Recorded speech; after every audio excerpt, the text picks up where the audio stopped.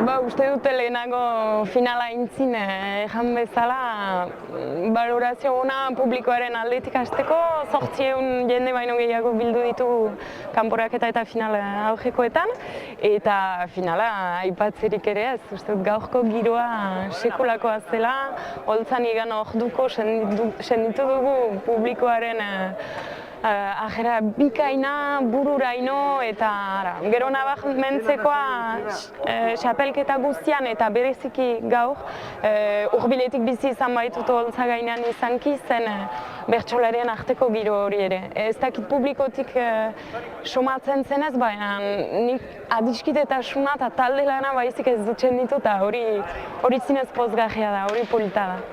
Bai, uste dut hori zuzena. Uste dut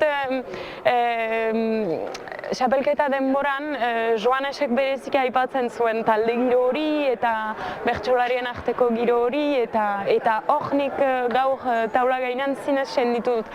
Eta uste dut hori publikoak ere senditzen duela eta hori txalo ederrak izan dira denendako eta hori polita da.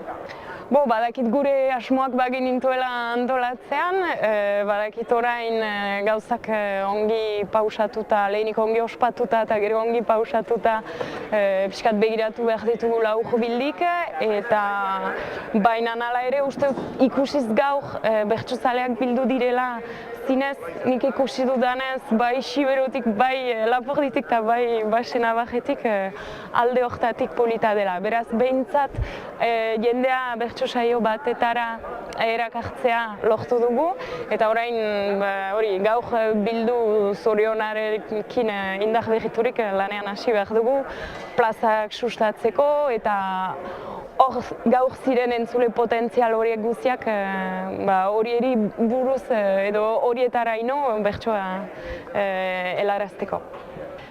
Egia bidea luzea dela, lan hainitz badela, egia ere finalak lanetan guztiak ezabatzen dituela hola bapatean.